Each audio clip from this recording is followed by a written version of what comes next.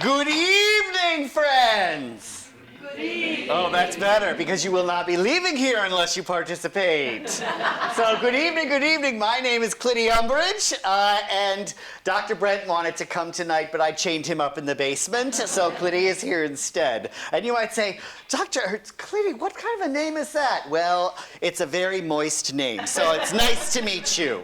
Welcome. As you can see, tonight's going to be both fun and probably what some might consider a bit explicit, because that's a lot of what horror is. If anyone knows anything about horror, we know that there is gratuitous everything. So we will be having some conversations about that and moving forward. But before we do, I want to do a couple things.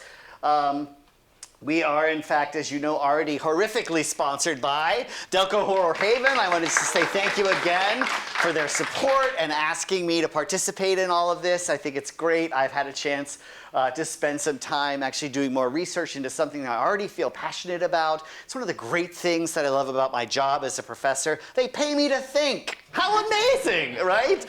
So it's a great job in that way. But I'm really excited. Just as an FYI, we are getting recorded. So if that impacts you, I don't care. But let's just move on. And it is important to note that it happens to be the 9th anniversary of the Pulse Massacre. And of course, for those of you who don't know, Pulse was an LGBTQ club, specifically in Orlando, Florida. Almost 10 years ago, there was for all intents and purposes, a slaughter there.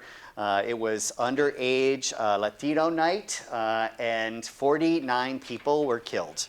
And so I bring that up because I think it is compelling to have conversations specifically during Pride Month about queering something that brings so much joy and also some unique challenges to our community. And when I say our community, I'm talking about LGBTQIA+ as a big part of that. So, and I wanted just to have that here to honor the folks who died in Pulse.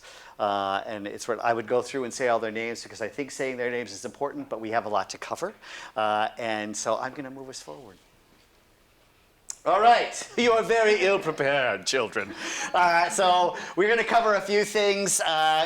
First I want to welcome all of you, and then we're going to put the hoe in horror, right? That's fun. And talk a little bit about in-betweens and how horror is queer and queer is horror, and then the roles of the closet, the main section of tonight's presentation, and then the notion of queer horror as resistance.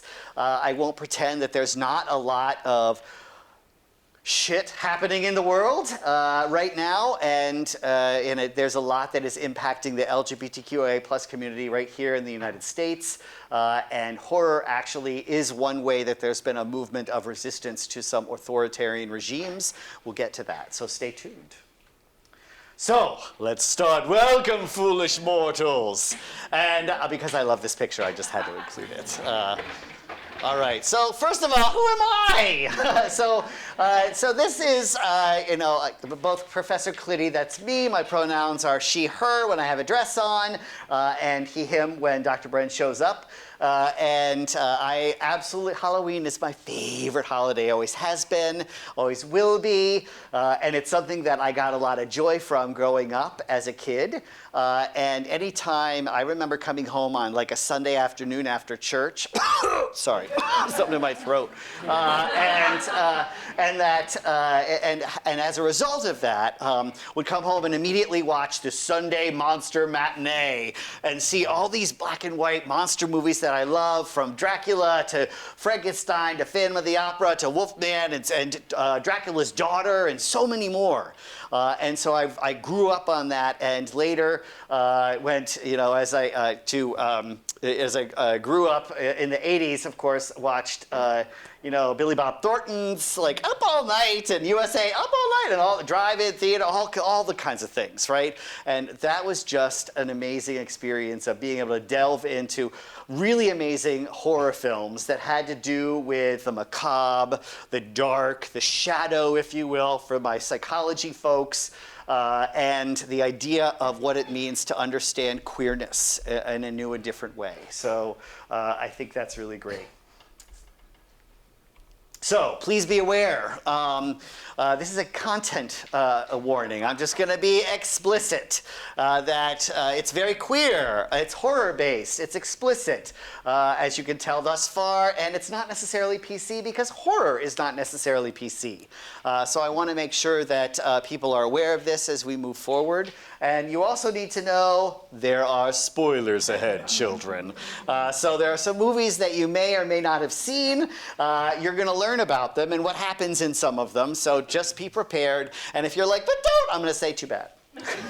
So, all right. So it's not just a white cis-het world anymore, right? And it never was. And the reality of it is, though, is that much of horror films often reflected that particular paradigm, much like many other fields, disciplines, areas of entertainment, areas of research, literature, etc. And one of the things that has been really amazing, though, in the last 20 years, especially the last 10 years, is a lot more horror films that reflect a broader spectrum of human diversity. Black, indigenous, people of color, trans folks, non-binary people, LGBTQIA plus folks, people with disabilities, all are telling some of their stories in some of these films. And storytelling is a major pedagogical tool. I don't suppose there are any teachers in the audience? Yes, there are. I know. I see you. And one of the tools that we often use to impact people is stories. And this is one of the ways that people can do that, coupled with a sense of suspense. Suspense. What is suspense? Wait for it. There we are. Okay, but yeah,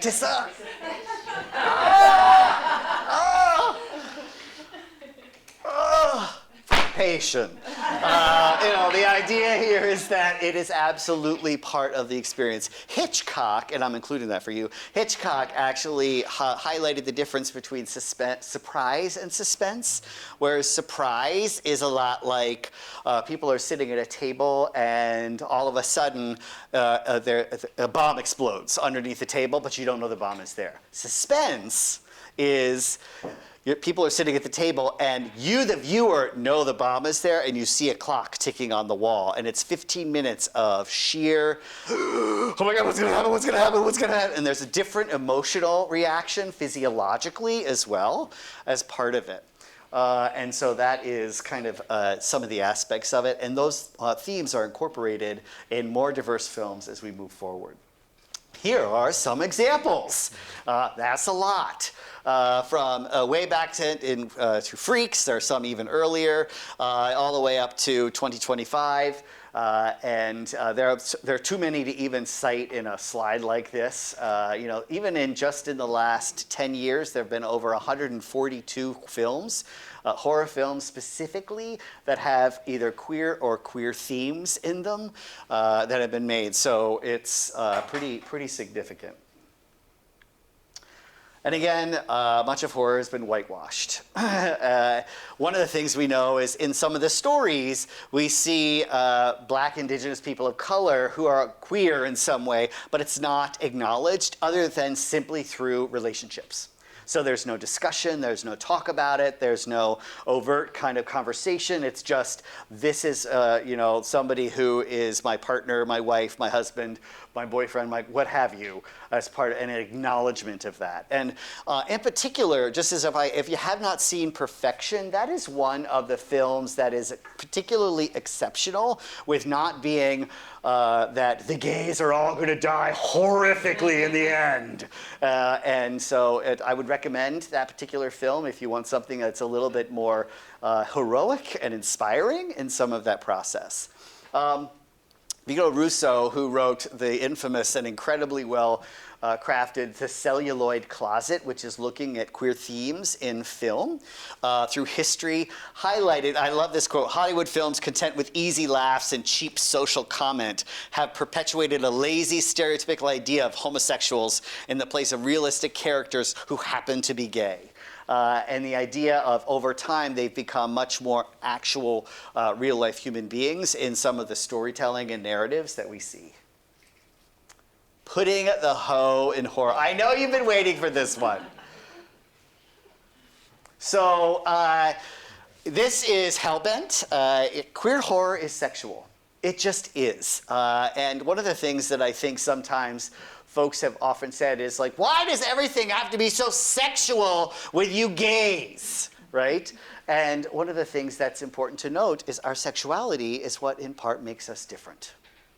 From many aspects of what would be considered a cis heteronormative paradigm. If you don't know what cis heteronormative is, come up and ask me at the break. It's beyond the scope of this training. But the idea, I'm kind of hoping that you know that, but that's all right. But the idea here is that a lot of queer horror incorporates a lot of sexually explicit content, materials, anything from gratuitous nudity to sexually explicit behavior to flirting to seduction to sexual assault with the use of power in that way. So it's very, very broad. It's also taboo. So I love this picture of Jason. If you don't know who Jason is, shame on you. But the idea here, and this is the hunger, by the way. And so the notion of these aspects is that sometimes we are drawn and attracted to things that are often considered heretofore not okay. Right? And one of the great things about horror is that it turns convention on its head, is that it takes what could be considered the norm and smashes it in ways that often would be considered to, quote unquote, a normie, offensive, upsetting, or what have you. We'll talk about that in just a little bit. But taboo is really important when it comes to horror. Anybody here ever see any of the Saw movies? Yeah, oh my gosh, intense, right? Gruesome, and often so much that's considered like way taboo in some of those films. So we'll talk more about that. And it's also desire, right? Can anybody name any of these movies? Dracula. Yes, excellent. This one? It's also the hunger.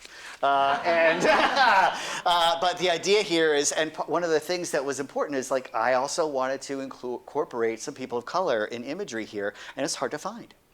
As an indicative of some of the pieces we talked about before. And queer horror is desire. And that is, those pieces are all a big part of it. Sexuality is a huge part of queer horror. And that brings us to the in-betweens. Horror is queer, queer is horror. And three content pieces that I think are important to understand where both horror came from and also how queer people have interacted with it and have connected with it so profoundly has to do with starting with what we would often consider oppression, right? The experience of rejection. And I will say that this comes from a very Eurocentric point of view, because there are non-Eurocentric cultures that have revered LGBTQIA plus people. If we're looking at different cultures in India, the Hijra, in indigenous communities here in the United States, Two-Spirit people. I mean, there are different roles culturally. So the notion here comes from what we've considered a colonized perspective, but one that is relevant in our conversation since so much of horror is not just art, but it's also capitalism, right? So those components are significant. In this context, culturally, queer people are hated, they're judged, they're rejected just for existing, and then punished. And so what happens is we transcend the places where normal exists, and we create in-between spaces. We insert ourselves into spaces and places that are beyond the binary, that create new ways of loving, new ways of being and understanding ourselves and others in our relationships, and end up expanding in those areas. And that's happened in certainly in pop culture, but in literature, in film, across the spectrum beyond horror. And so we've seen those kind of things. And as a result, representation becomes really, really important, because people then begin to look for representation of themselves, their communities, which makes a huge difference, as we'll see in a moment. Horror really embodies queerness as the quintessential other. Right? Michelle Fine, who's a qualitative researcher, coined the term othering as is, I define myself by not you. right? You are over there, and that is not me. And so one of the areas that was really important to understand about othering is that it often had a pejorative tone to it that was demeaning in some way. And so as a result, though, that was reviled. But for queer people, it also then became beloved because it meant we weren't the haters.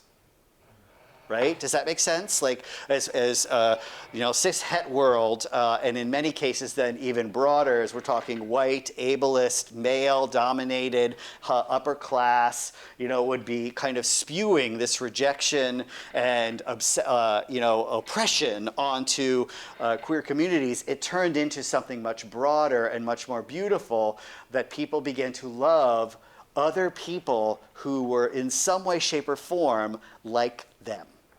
Right? And that is through being seen, heard, and known. And horror is one of the ways that we could connect with that. And when you don't see yourself in spaces and places, and you begin to start kind of feeling a connection with something, you are drawn to it. And that's what happened in horror.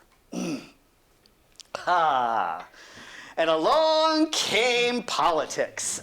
In the 1933, pre the Hays Code, as it's called, the folks, the conservative kind of leader of the Multi-Motion Picture Association decided, well, we're going to need to stop all of this queerness, all of this immoral sexual behavior, all of this illicit dancing and use of substantives, in film.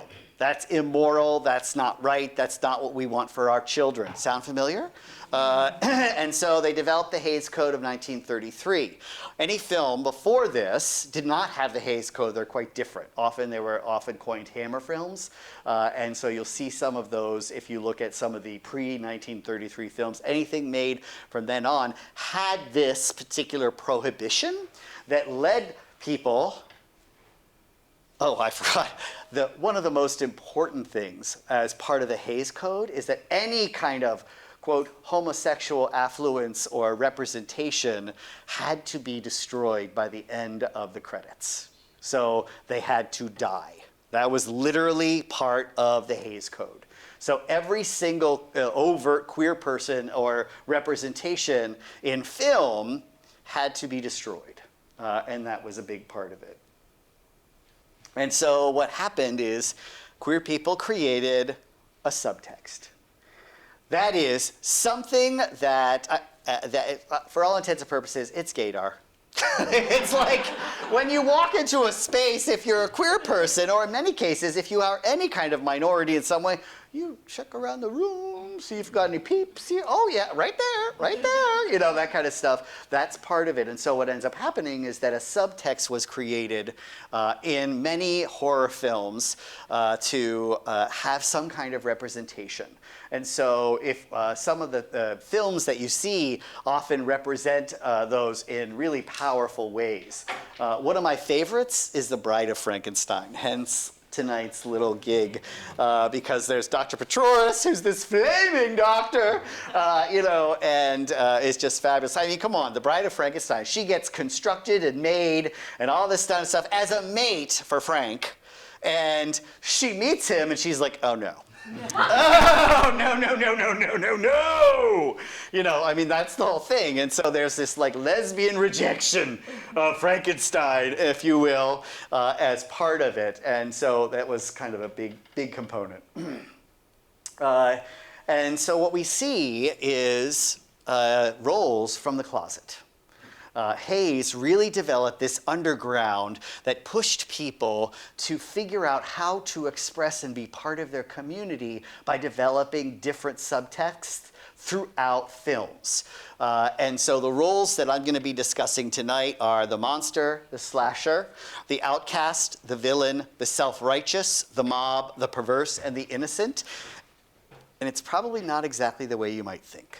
So please stay tuned before you jump to conclusions, or you will not leave here. But to do that, we have to queer the lens. And one of the things I think is important is that often horror films would have direct, specifically queer content or subtextual content as they were created, and some of which may or might not appear queer. But in The Celluloid Closet, Harvey Fierstein actually is quoted specifically as saying, all the reading I was given to do in school was always heterosexual. Every movie I saw was heterosexual, and I had to do this translation. I had to translate it to my life rather than seeing my life, which is why when people say to me, your work is not really gay work, it's universal, I say, up yours, it's gay. And that you can take it and translate it to your own life is very nice, but at last, I don't have to do the translating, you do, right? So the idea there is it's power, it's agency, it's claiming other for self in that process of communication. And so it's a way to frame that. And I would say, for anyone who is queer, we absorb it queer. Like everything I see is queer. Y'all are queer here, because that is my perception. It's the lens I use to interpret, to digest, to translate, and try to create meaning in my world. Now, it may have absolutely no impact on you, but that is still my inner experience. And I would say that queer people do the same thing when they watch films. There's a cognitive psychologist known as de la Plante, who specifically talks about the concept of tribalism. I typically don't like to use that word because I really feel like it's an appropriation of indigenous cultures. But the idea is groupishness, like people separate and divide. We'll be talking about that a little bit later when we talk about the mob. But the notion here of it as, and the self-righteous in particular, but the notion here is that it's a way that people begin to make sense of others in that way, of people who are different from me, and the idea has to do with perception of self, and that I will begin to see those who are different from me as bad, and if I go in and see a movie with a friend, and afterwards we leave, one person has one experience of it and another person has another experience of it. Same film, two completely different perceptions, right? Cognitive psychologists call that the movie effect. And it's a component there in that, which I think is really important in this vein. The horror of queerness. All right, so let's split up. Come on! How many times has anybody ever said, let's split up? And everyone's like, oh, that's a good idea. No. These are great tropes of horror, well known and established. And some of them are, as I said, horny teens must die. It's just true. They just must die. That's what we know. Anybody who's horny and a teenager, you're dead in a film. And the slow walking serial killer. Like Michael Myers is going to catch up to Laurie no matter how fast she's running, and you've got the black character is doomed. They're just doomed. They're just going to die, whether it's first, last, what have you. The sinister conspiracy, like the townspeople are all in on it, right? Everybody knows. Gratuitous everything, and of course, making stupid decisions. Besides, let's split up. What other kind of stupid decisions have people made in films?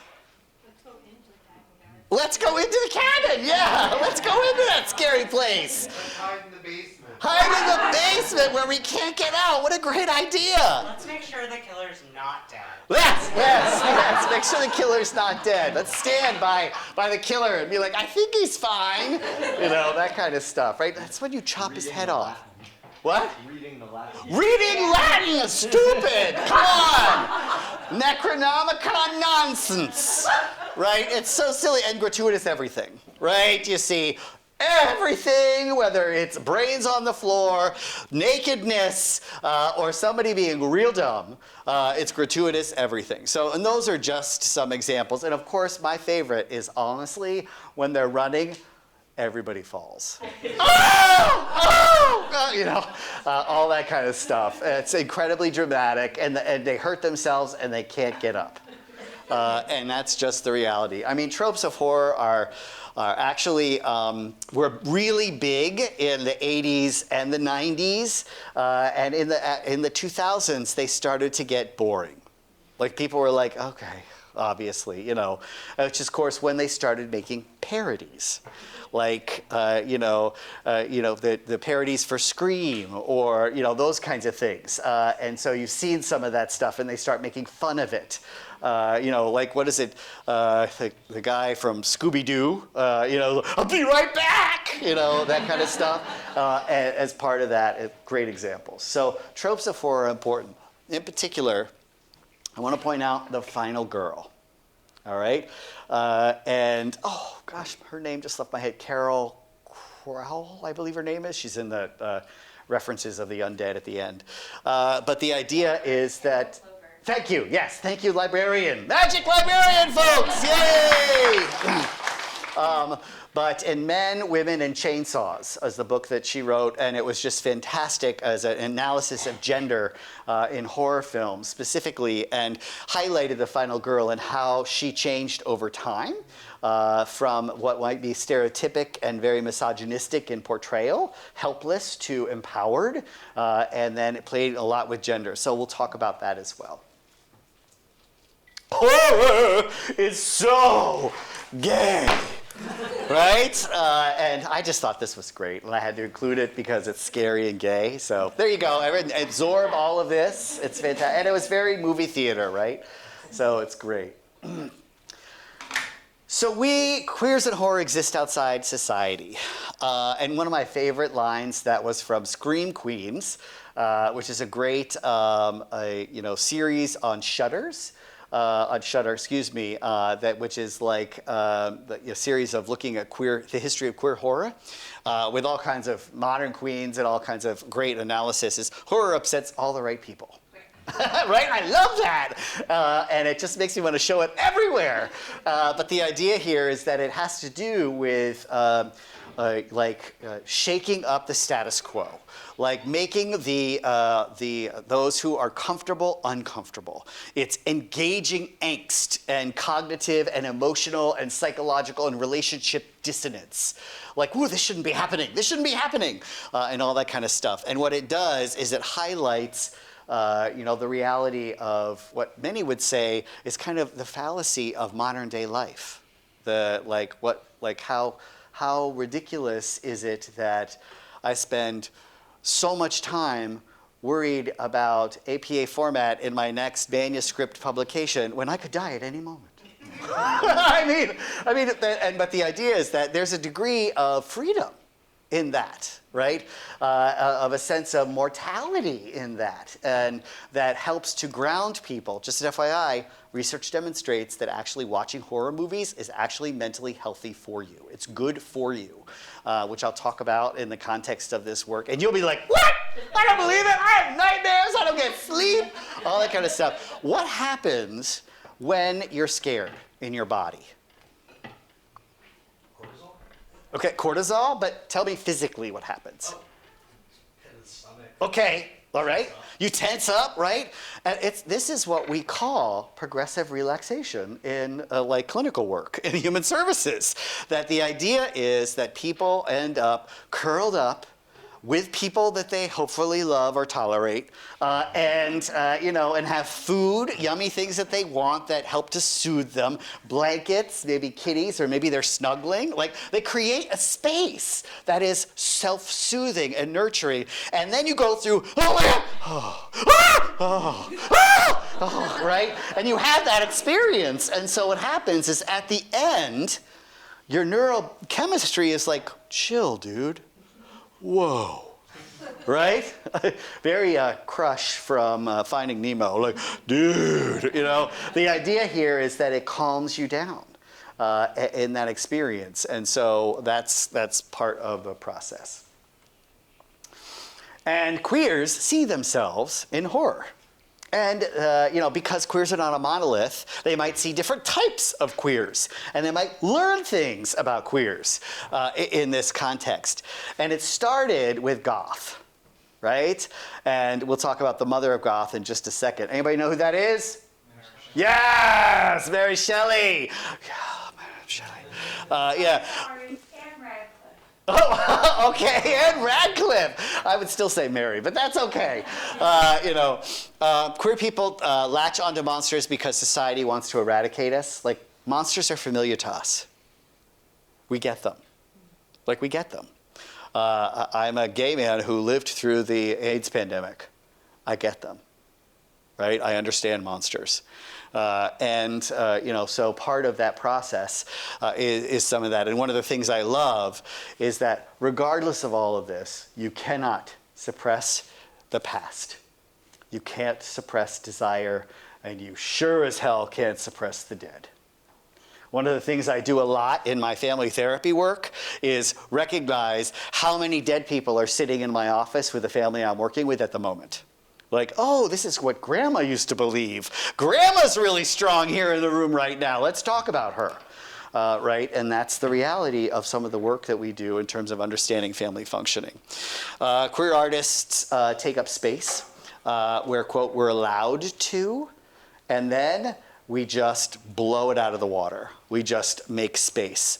I will say that one of the most important parts of navigating stress and when it comes to authoritarian regimes, Clitty, why are you mentioning that? I don't know. Has to do with art. Has to do with, because people turn to art as part of coping with that experience, either through creation, through consuming, through distraction, through doing something positive and good. And so that's a big part of actually resistance in this context. Roles of the closet. Are you ready to get started on the big section? Let's do it. All right, let's do it. Thank you. The monster, right? Okay, who is the most quintessential monster you could think of when you think of horror? Clitty. No. That would be Frankenstein. So, what we know from some of the research and theories here as it relates is that the monster is often considered three different types of threat in queer horror. A threat to other, a threat to culture, and the threat within. Right? The idea of a threat to other might have to do with, I'm going to harm somebody else, right? The threat to culture, I'm going to harm the concept of family, right? Or our safe society, that kind of stuff. And of course, the threat within has a lot to do with self-hatred. And absorbing a lot of hatred from people outside of us, from institutions outside of us, that we turn into toxicity. And then sometimes a monster can grow directly from that. We've seen that in hate crimes, for example, where self-hating LGBTQ folks end up engaging in horrific acts of hatred. A great example is the not so well-known, because I just mentioned Pulse earlier, up until Pulse, the most damaging hate crime in that was a domestic terrorist incident is called Fire at the Upstairs Lounge in the 70s in New Orleans, where supposedly a gay man was really upset about his experience in the bar, left, made a Molotov cocktail, threw it in and locked the door. And it was upstairs and all the windows were barred to keep people safe from folks who were on the outside. And as a result, they all burned to death. If you haven't looked at the Fire at the Upstairs Lounge, because I'm guessing most of you haven't heard of it, which is often kept out of the history books. Just a little FYI, speaking of monsters, all of the local faith communities, except for one church, prohibited any funerals of anyone who died in the Fire at the Upstairs Lounge because they didn't deserve it. That's a monster, right? So I don't want to underestimate the reality here. But it brings us to understanding that we generally connect with both monster and victim.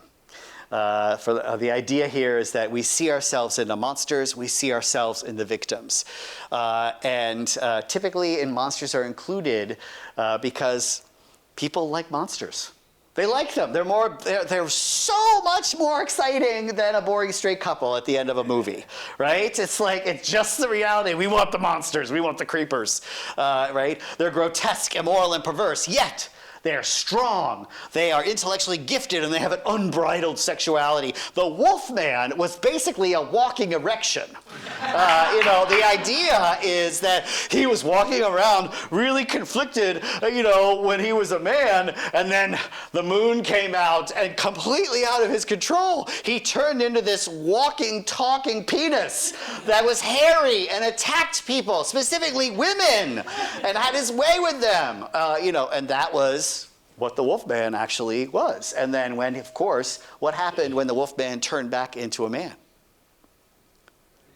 Yes, he hated himself, right? He hated himself for it. And as a result, you saw this kind of threat within as part of that process. And of course, once the monster is known, we have to destroy it, which happened in the Wolfman.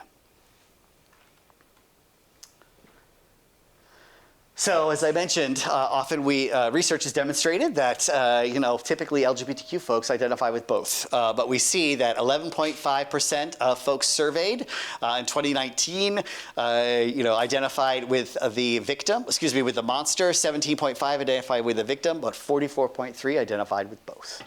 Right? Which makes a lot of sense when you think about the messages and socialization that queer folks get on a regular basis as a result of who they are, and then how they are treated as monster and victim.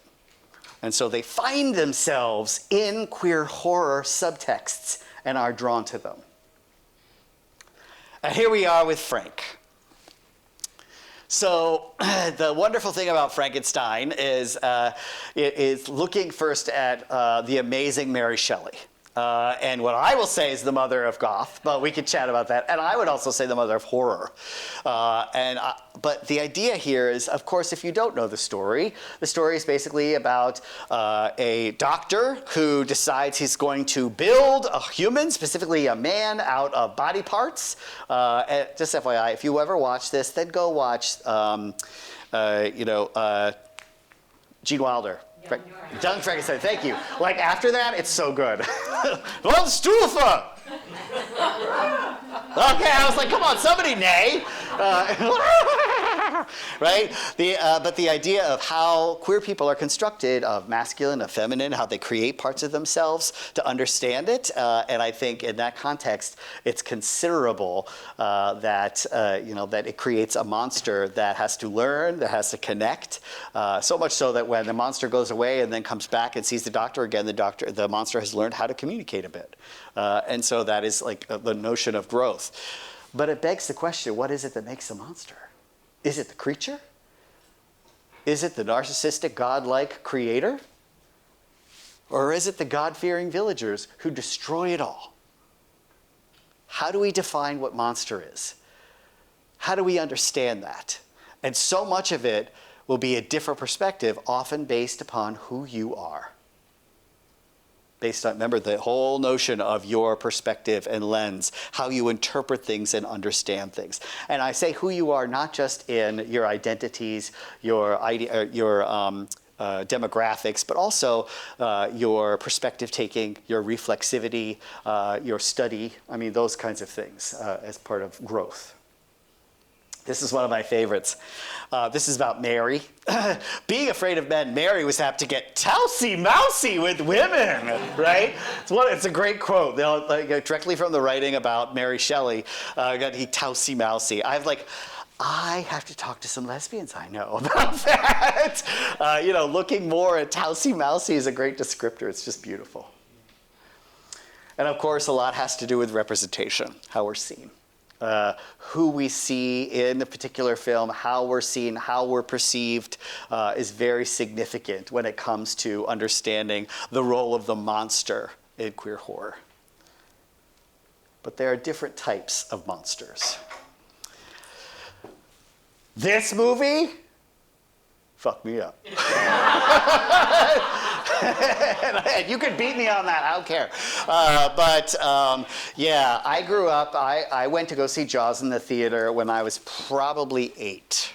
And after when I went home and I laid in bed, all I saw was a giant freaking fin circling my bed. I saw it, and as a result, you could ask my husband sitting in the back. I am both obsessed and terrified of sharks at the same time. I'm attracted to them, and I'm like, at the same time. It's just the reality of it. So I had to include Jaws. By the way, Shark Week is in July. Note it. And what it does, though, is there's a queer code in Jaws. And a lot of people have actually dismissed this. And I think it's actually quite relevant because it has to do with male connection as a result of fear, right? And things that's really important. If you don't know Jaws, it's about a big shark. It's about a big shark that goes to Amity, and it kind of, quote, terrorizes this community, and along comes a pretty unkempt, pungent fisherman who's like, I could get up for you. And they hire this guy to go out and kill this fish.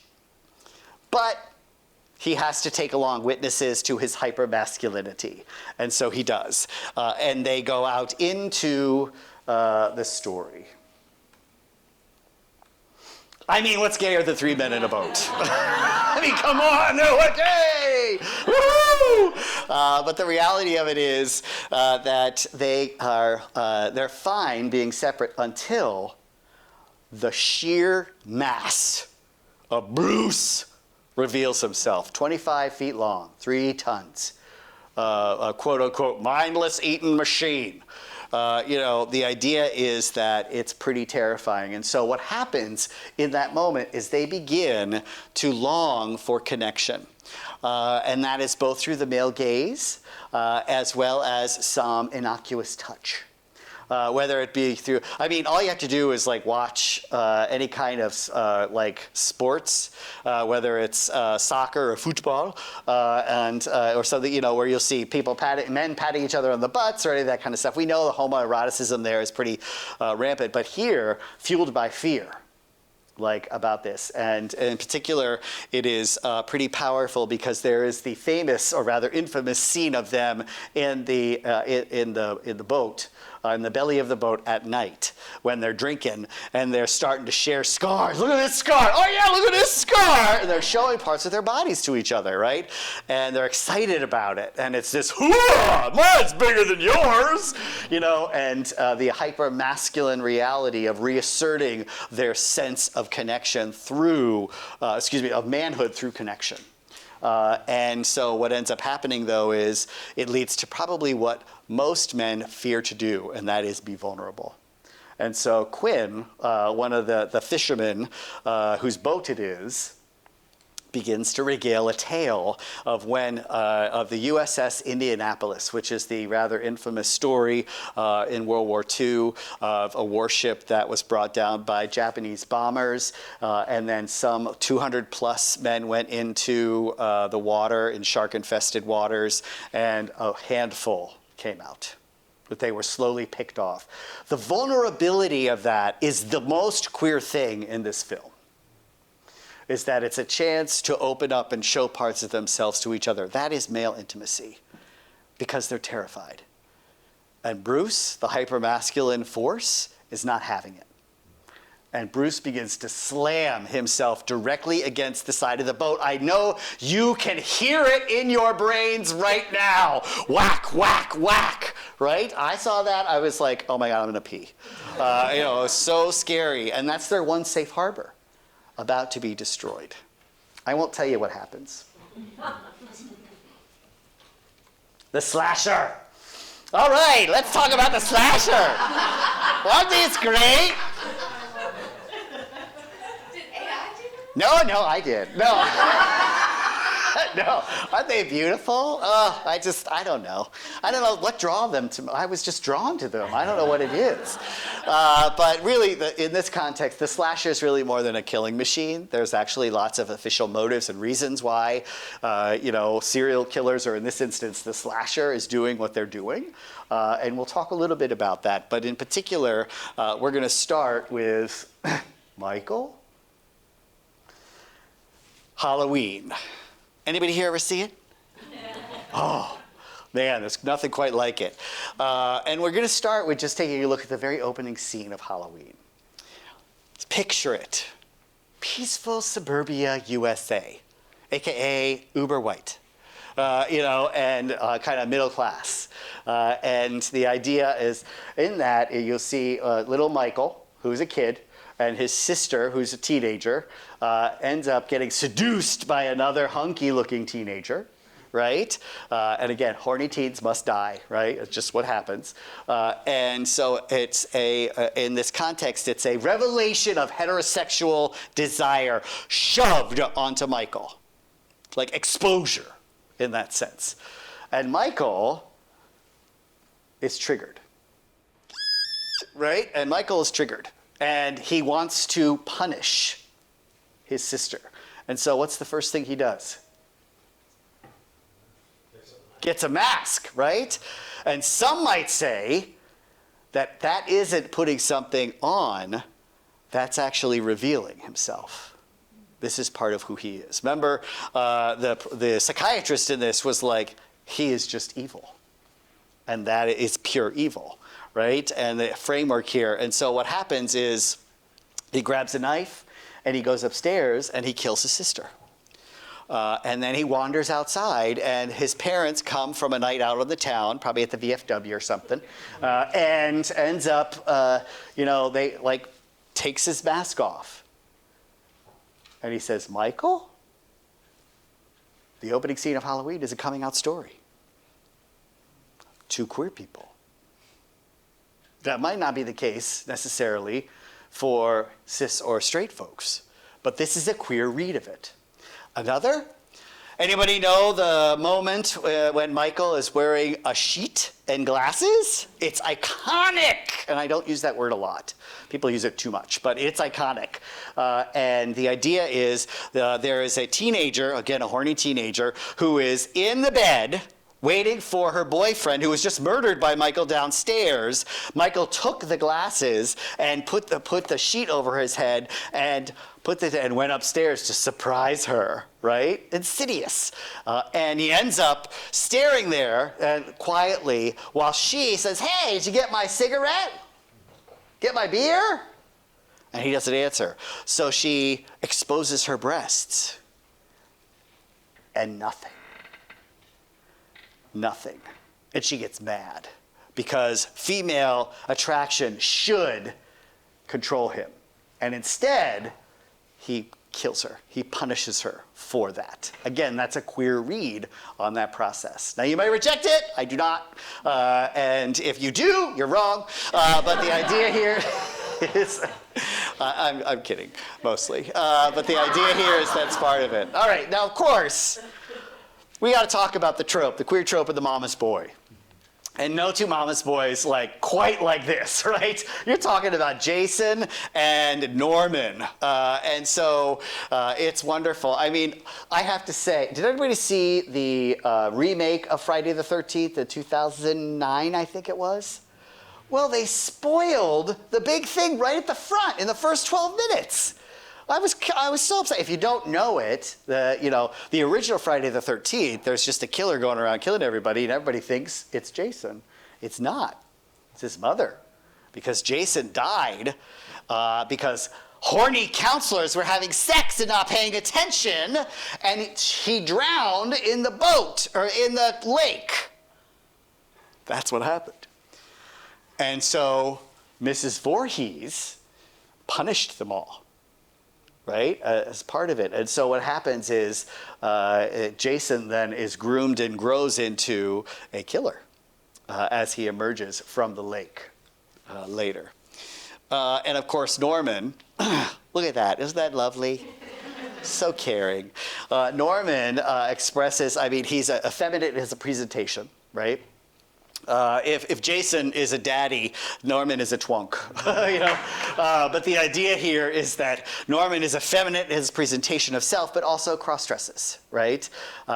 In this context. And I use that particular phrase specifically to represent the behavior. I don't know enough of the internal psychology of Norman to say that they were trans, non-binary, or drag queen, or what have you. In this context, cross-dressing appears to fit most aptly.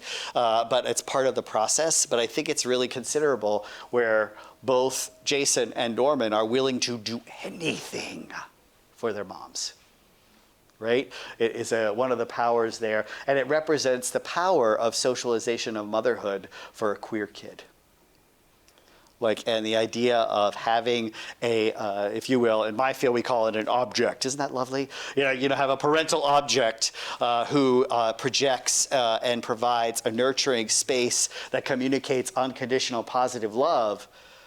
Queer kids generally will go to the moon for that object. Right? It's one of the reasons why if you ever go to a pride parade, the folks who are just screamed for the most is when PFLAG chapters, the Parents of Friends of Families of Lesbians and Gays stuff, walk down, or free mom hugs, like those, or just like parental figures. And you see adults, queer adults, fall into strangers' arms, sobbing over their own loss.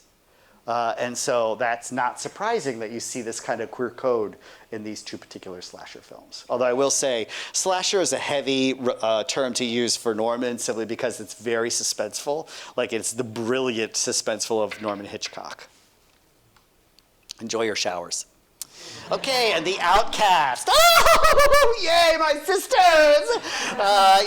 If you haven't seen Slay, you got to watch it. It's so fantastic.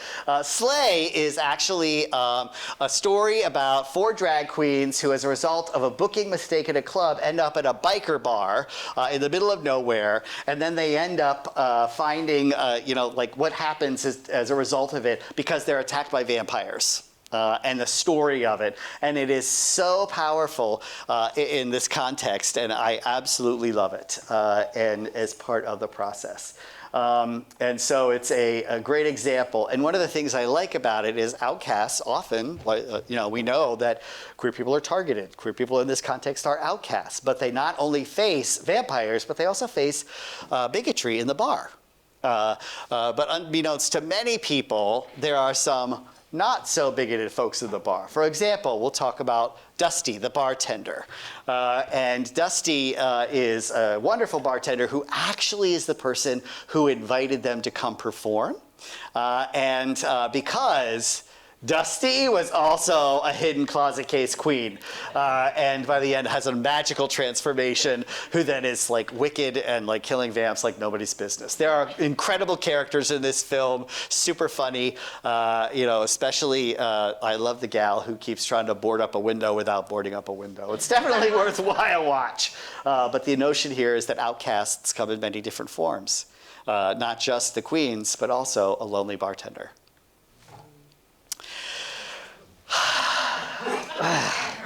Here we are. Yes, I included her. So, Sleepaway Camp. The first time I saw Sleepaway Camp, I was rather young. And if you haven't seen Sleepaway Camp, spoiler alert, Angela is Peter. The idea here is that Angela, who's a young girl, her parents are killed in a boating accident, and then moves in with her eccentric aunt and her protective cousin. Martha sends them away to a camp, and mysterious murders begin happening. And people are like, what's happening? What's happening? And throughout the scene, we see a couple of areas of exposure where Angela is watching 2 men in bed together. We're watching a very abusive, eccentric aunt harming Angela and abusing her in lots of different ways. And later it turns out that Angela is in fact Peter and is the person who has been killing this. And the reason we know that is Angela in this one instance is naked and has a penis and testicles and is kind of about to kind of continue to kill people. And so what it does is it poses lots of questions. It is actually very camp. It's a very, very camp, literally and figuratively movie. And so many people have analyzed this to death. It's just, but you can't do something on queer horror without talking at least about Sleepaway Camp a bit. And so rather than come up with a theory that explains it all, the reality of it is that there's lots of different ideas. But I wanted to pose a series of questions that might be helpful to think about it. Many have said this is transphobic. that it seems to indicate that Angela was abused, and as a result of the abuse became trans. And some people say she's not trans at all.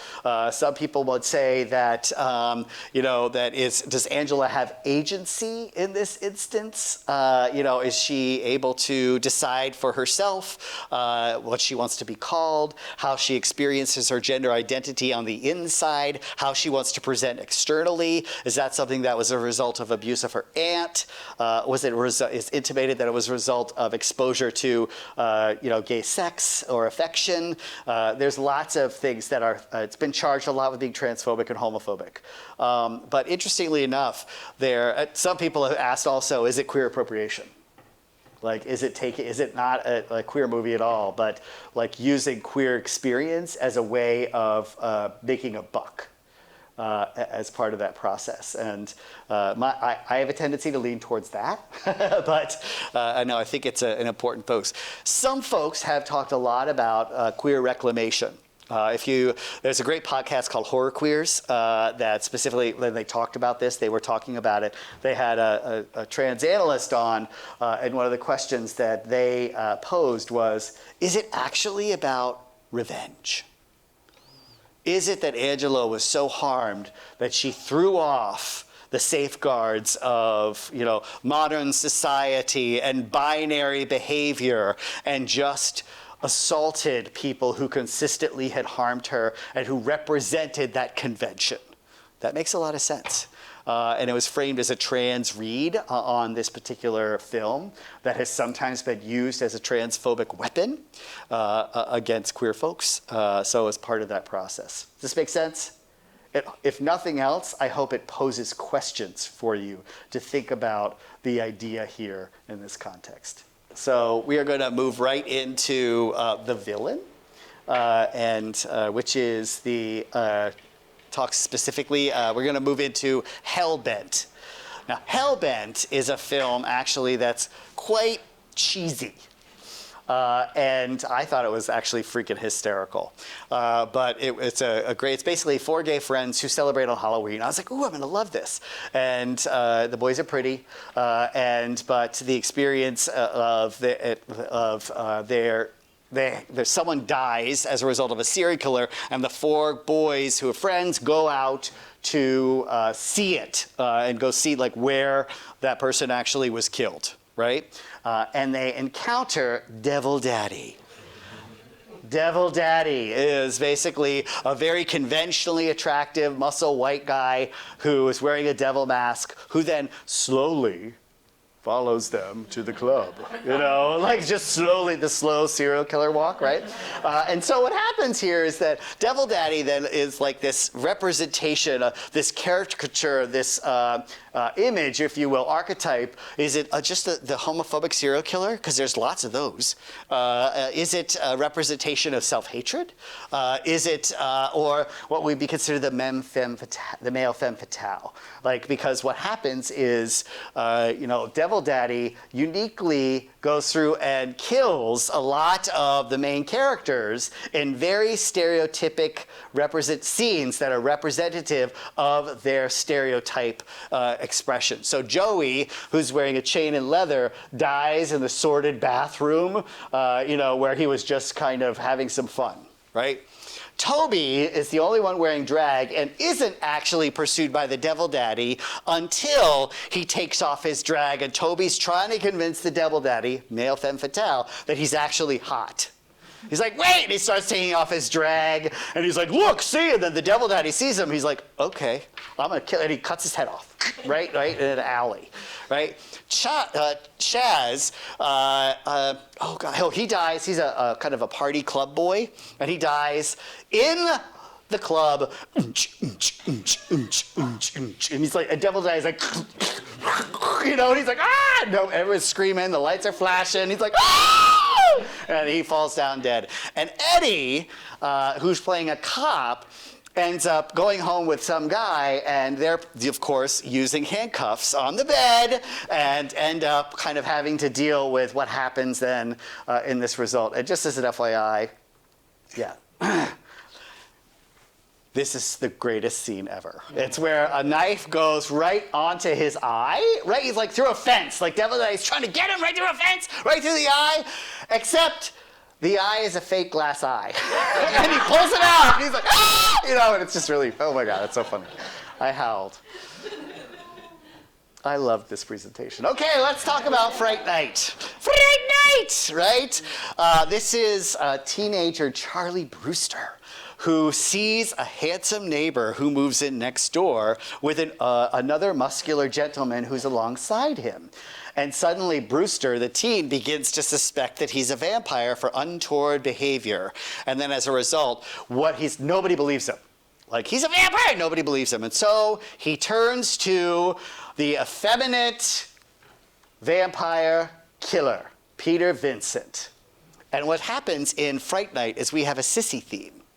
A sissy theme of villains, heroes, and sidekicks, which is powerful. So we have the effeminate Peter Vincent, I'm going to kill you, right? All that kind of stuff. And we have Jerry Dandridge, who's got nails as big as mine, who loves to kind of slowly move along the banner and peel the wood off with his freaking nails. I tried that, it doesn't work. And of course, we have what might be considered one of the most infamous tragic stories of evil.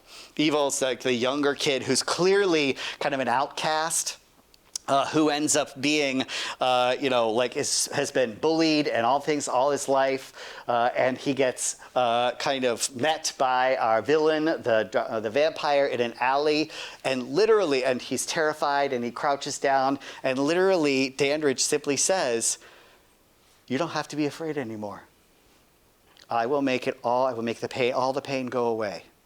And he just holds out his hand, and Evil, who's crying, takes his hand and is bit and becomes a member of the brood. It's a powerful moment of welcoming and belonging and connection here. All through the magic of femme. The self-righteous. The self-righteous. I know, we have people, PTSD moment, grounding exercises, right? So here we have, disobedience to me is disobedience to him, in this little squeaky, mousy voice. It is terrifying, right? This is the rise of the children of the corn. And it's the idea of two wandering adults enter into this town, and all of the adults are gone because they've been murdered by all the kids, who now worship he who walks behind the rose as part of their religion.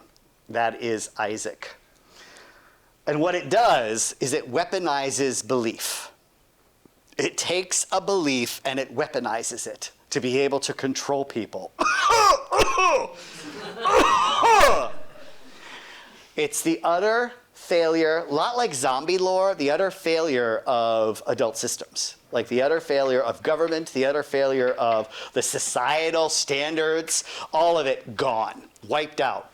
And I think it's really well represented by this cornstalk, right? With the figure of the adult authority here. And of course, what ends up happening though is he who walks behind the rose takes Isaac, but then sends him back. And says one of the most infamous lines in all of horror, "He wants you too, Malachi." Malachi being the second in command, right? And so the idea here is you can throw off all the yoke of society, but you don't always know what kind of chaos is going to reign afterwards. As part of that process. And belief can turn on you real quick. You can be part of a group, and it can turn real fast in that experience. The Mist. The Mist! Oh my gosh, I know. Everybody's like, whoo! So this is really, I read this actually on an airplane once. Oh my gosh, it was the worst thing ever. I had my feet up. I was like, ah! I think that creatures, like these spider creatures, are gonna crawl and get me.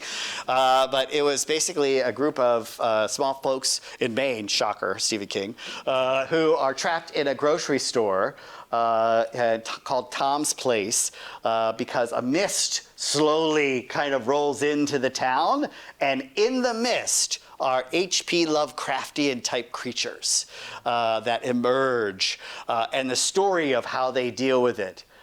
Who are the monsters, however? Mrs. Carmody. Mrs. Carmody, Genesis 22, folks. Genesis 22. Anybody? Anybody? The story of Abraham and Isaac. Isaac must be sacrificed to God by Abraham. And if that happens, all will be well and all shall be well. That is what Mrs. Carmody has saying that brought this on. And so she wants to sacrifice the horny teenagers, who did bad things and brought this mist. And as a result, end up wanting to do, again, the weaponization of belief, the manipulation of groups, and the condemnation and the use of fear. Now, you might say, like, what does this have to do with queer stuff? Everything. Everything, because again, it has to do with othering, and any kind of, whether it's religion, any kind of spiritual movements, things of that nature have been used and twisted against LGBTQIA folks for centuries as a means of punishment, control, othering, and even eradication as part of the process. The mob. Even though we could talk specifically about the mist as having a mob, because a mob grows in the grocery store to go after the kids until Mrs. Carmody is shot, and then the mob dissipates because the head of the snake, right? Right? In this context, though, I want to talk a little bit about Spiral. If you haven't seen Spiral, it's a good watch. It's a good watch. It's about the gay couple, and this is actually, I was excited because a gay couple, Aaron and Malik being an African-American person, and they move into a small town in the 1990s. Now, some of you, I'm sure, remember the 1990s like it was yesterday, and some of you might be like, was I alive then, Mom? I don't know.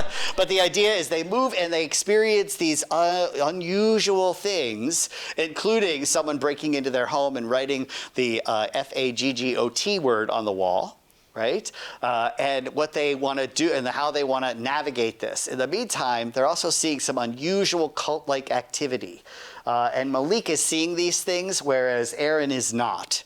And so Malik becomes more paranoid, including some of the manipulation. But the townsfolk are in on it. And here's another trope, right? We see the townsfolk are in on it. The paranoid, silent conspiracy.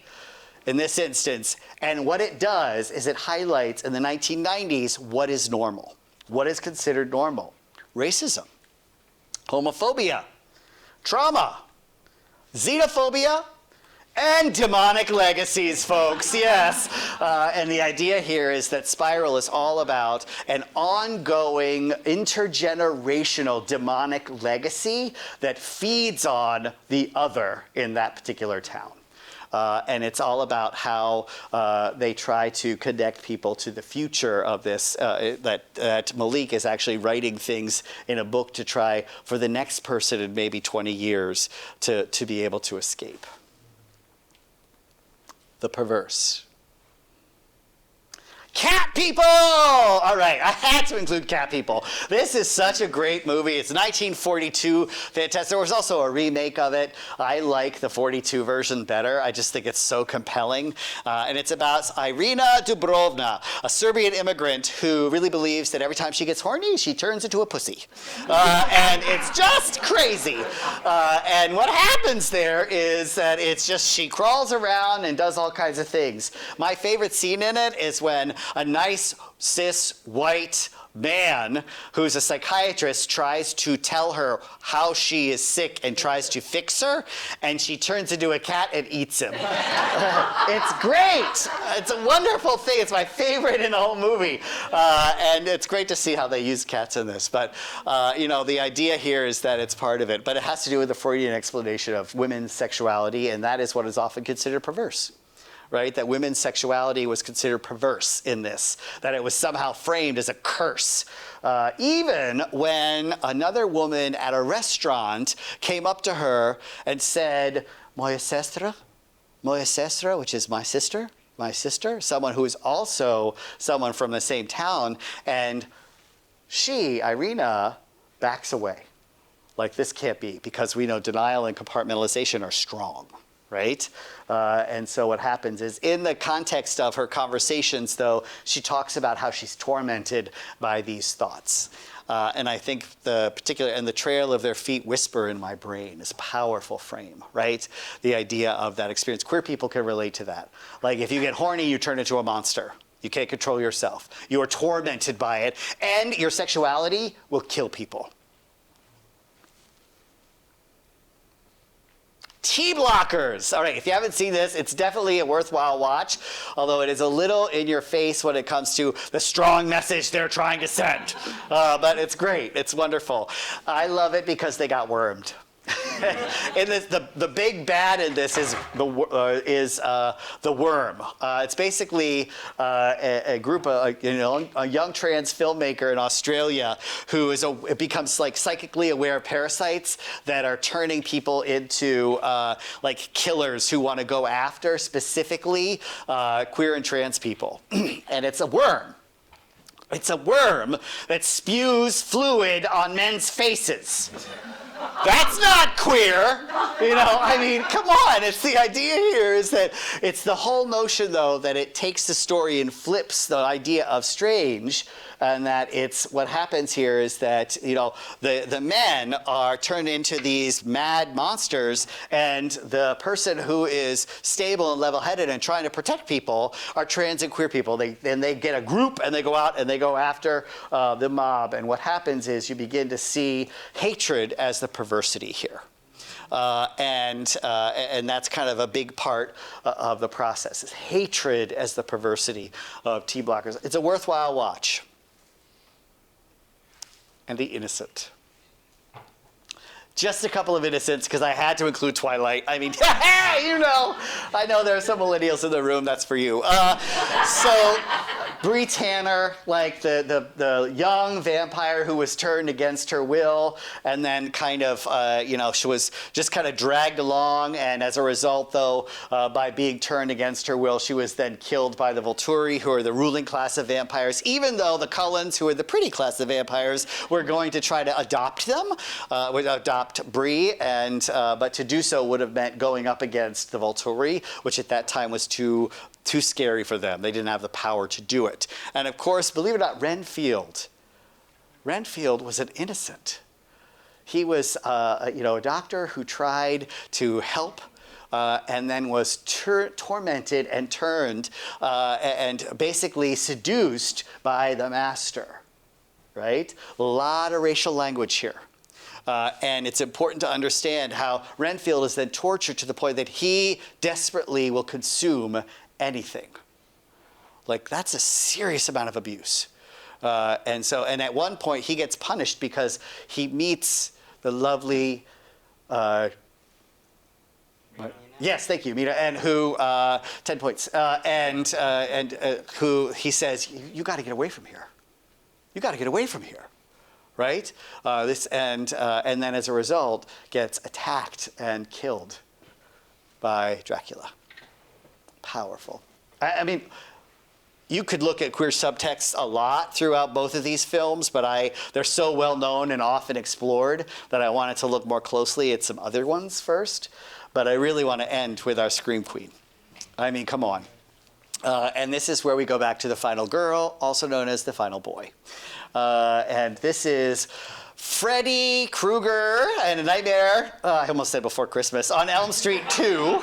And this is the most queer-coded film that we know recently in recent memories. And, it's just a tremendous amount of coding of kind of queerness here that has a lot to do with, they end up in a BDSM bar, right? There's a murder scene here where, he gets stripped in a shower, and there's a BDSM scene in that. And here the whole idea is there's lots of lines in A Nightmare Before Elm Street 2 that are all about things like, he's inside me, he wants to get inside me. You'll figure it out. But the idea here is that this is one of the areas of connection for the main character here. Now, interestingly enough, it actually really harmed the actor who played this, who was up and coming, got a major film, and then was blacklisted from anything after that because it was in the 90s. And AIDS was pretty prolific and moving, I think it was the 90s. I'm having a brain fart. But the idea here is that they did a documentary. If you haven't seen it, I highly recommend it, specifically on Scream Queen. And the idea of looking at Nightmare here, and that is, of course, the actor. Homophobia was skyrocketing, and I began to think about our core audience, adolescent boys, and how all of this stuff might be trickling down into their psyches. My thought was that tapping into that angst would give an extra edge to the horror. In other words, I want to use homophobia in this film to make it even scarier, which he did not acknowledge until many, many, many years later. And the actor felt a lot of harm as a result of that and really struggled and actually fled to Mexico to live. I don't know if he's still there, but if you haven't seen that particular documentary, you can see it on AMC Plus. But it's good just to do it. But I like the idea of looking at how the final girl has morphed over time from being this stereotypic helpless woman who has to run away and needs to be rescued to even somebody like Ripley from Aliens, right? Who's like a strong woman who's going to kick their butts, you know, to a Scream Queen, right? As part of it. And finally, queer horror is resistance. Okay. I can make you a man, right? Of course, we know our lovely Dr. Frankenfurter. So there is a lot of examples of how queer horror has pushed back against powers that be with regard to authoritarianism and oppression. I go right back to initially to the subtext of Bride of Frankenstein and how that just like exploded. Queers were put under the Hays Code, and they still emerged, right? The final girl reclaimed, Laurie Strode, I mean, come on. And, throughout the 18,000 Halloween movies, did you know that Halloween must end? But, all that, whatever. And then one of the things I just have to say is, again, I want to mention Saw.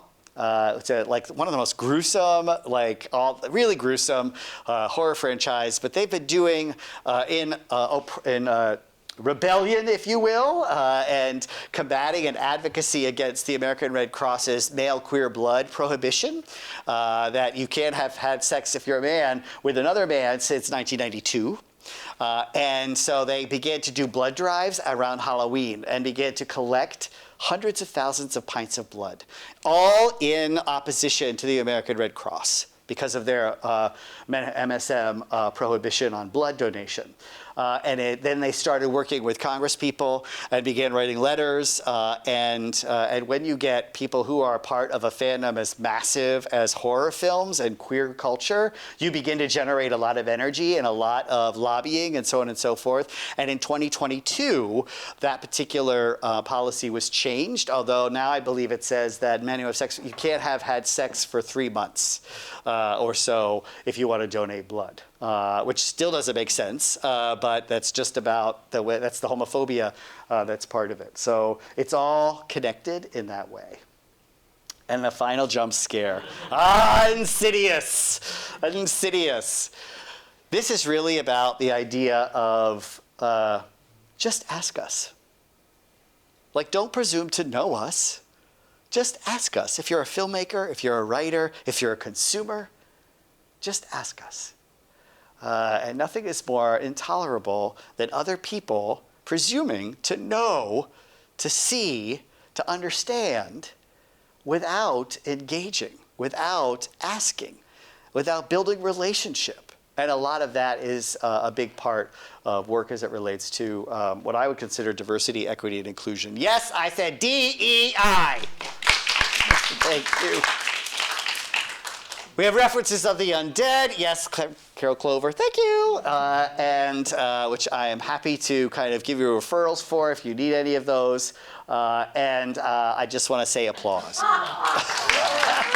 So special thanks to Delco Horror Havens, as well as Jess from Media Productions and Dr. Mariah Shug, who's going to have this on their YouTube channel. for access, as well as to Widener for hosting us here. So thank you very much. Questions? Ask. Yes, Dr. Dyson. So I don't know if it's a question. You know, it's academic space, so I'm like, I don't know if it's so much a question.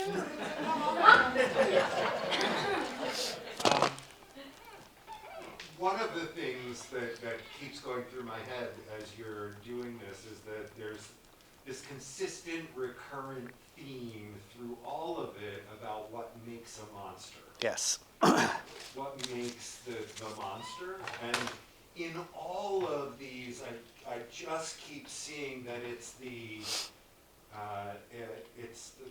that we as queer folks are made monsters by the world around us. That it's the bullies that create the monsters. That it's the cis hetero expectation of those things that over and over again it is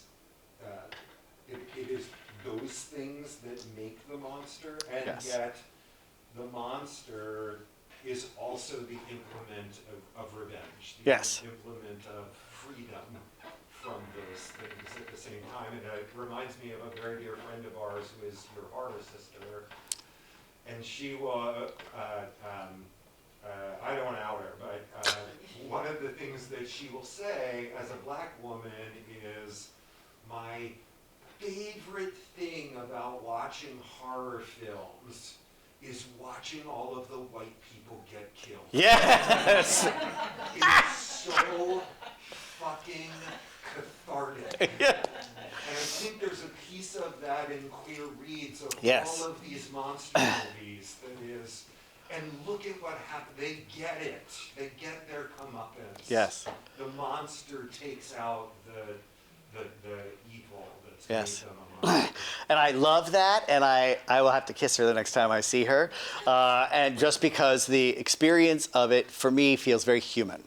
Like, yes, I feel bullied by the world, and I feel othered by the world, and I've been oppressed by the world. And I also want to kill that MFer. And that's just a real human reaction. Does it mean I'm going to do it? No. But that humanity has to be acknowledged. As a clinician, I have regularly heard people like, I just want to take a baseball bat to that person's head, right? Just the reality of what it means to acknowledge our own violence. It here. It's a big part of it. And horror helps to bring that to life in a way that is very human in a supernatural context. I love that frame. Yes? So I was reading this really good book, The Black Guy Dies First, highly recommend it. Toward the end they talk about queer people of color and so Yes. on. And something they point out, which I cannot unsee now that they pointed out, is that whenever you have a queer couple in a horror film in the past like 20, 30 years, they are almost always mixed race. Yes. And I was going to ask, like, is this something you've noticed, something you have comments on? Because I can't unsee it. Yes, I think that's true, and I think some of it has to do with tokenism. I mean, in that context, and but like we want to include it, but we don't want to have to go there, and I think it's one like that was in Spiral. It's a great example, and it turns out that Malik is the person who's perceived as crazy, right? When actually he's seeing the truth. So I think that's accurate, I do think that the notion of tokenism, which is very damaging, well, you could just be lip service, or the person, like the pretty boy in the corner, or the one woman in a group of men. I mean, that kind of stuff, as part of a way of trying to kind of check off the PC boxes, but Hollywood hasn't always necessarily been interested in being worried about that unless it's going to hurt their bottom line. It's a great observation. Yes, Steve. Basically, in older horror movies, you kill the monster when you talk about who the monster is, then everybody says, okay, great, it's done. We go back to being 1950s Americans and live forever. And lately, but the monster never dies anymore. Even if you kill the monster, he keeps coming back. Yeah, the final scare, yeah. Well, even past that, sometimes it just never dies. I wonder if there's any correlation with changing times. Well, it's interesting because I think actually in some ways it's about feeding on violence. Like, U.S. Americans are really, really great with violence. We are not great with sex. Right? We do not handle nudity or bodies at all well. Hello, right? I mean, like, it's just the reality of the world. I mean, remember the Super Bowl, the wardrobe malfunction, for those of you, where, you know, there was a, oh my God, a nipple! Which you didn't even see a nipple, it was a pasty. But the idea is that people freaked out. Then they turned the channel over to Law and Order to see people get slaughtered. And that's fine. Right? It's the reality of that. And in Halloween Kills, the very last Halloween, Michael, who never dies, seems to regenerate based on how many people he kills. Right? And it's like, what is that? You know, feeding on violence. Jason has been like everything from drowned to burnt to like sent to space. Oh my God, that one. Like, you know, oh, microbes, you know, great. You know, but just the reality, my favorite image of Jason ever is when the woman with the psychic power wraps that cord around his neck and he's like, and he's pulled up like this.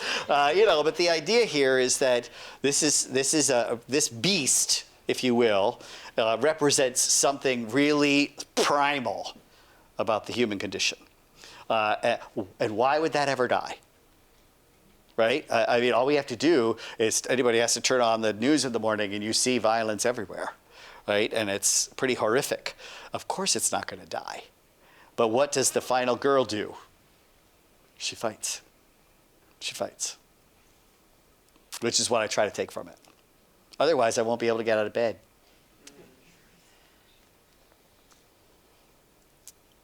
Yes? So, as you pointed out earlier, there's a pretty clear distinction between the early days of the final girl. Yes. Where she's, I don't want to use the term useless, Yes. damsel in distress. Yes. More or less. Now, by modern standards, she's much more of a fighter. In that transition, where do you think the place for the Mimbo is?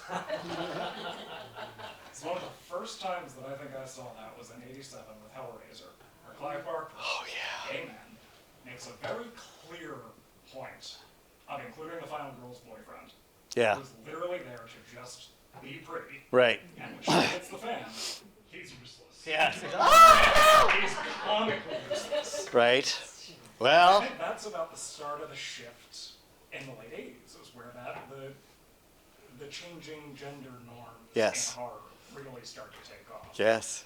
It makes sense. We have such sights to show you. You know, but that makes a lot of sense. And I think there are other examples of that in horror. And, you know, and I think, but I've seen a lot of them, though, actually more so in superhero movies, where you see some of the, you know, like some of the difference, like a superhero who like Supergirl, who's dating a guy, and you know, and the guy's like, hey, go ahead, you know, like go for it, yeah. And we just see a degree of difference there. But I think in horror, I'm sure there are other examples. None of them are coming to my mind at the moment. But anybody can think of any? The Witcher. The what? The Witcher. Oh yes, The Witcher. Oh yeah, absolutely. It's a great example. So we need more Mimbos, Yeah. Okay, we love it. is the takeaway. I love it. So I want to say thank you all for coming, and I hope that you enjoyed and learned something. And if nothing else, especially for those of you who are horror, fanatos who can absolutely ask more questions, which I think is the great thing about horror. And you know, if you haven't check out some podcasts. There's some wonderful podcasts out there on queer horror that can kind of look at all kinds of things. This is like literally, it was a broad brushstroke. But some of them are just so compelling as part of it. So thank you all so much. All right.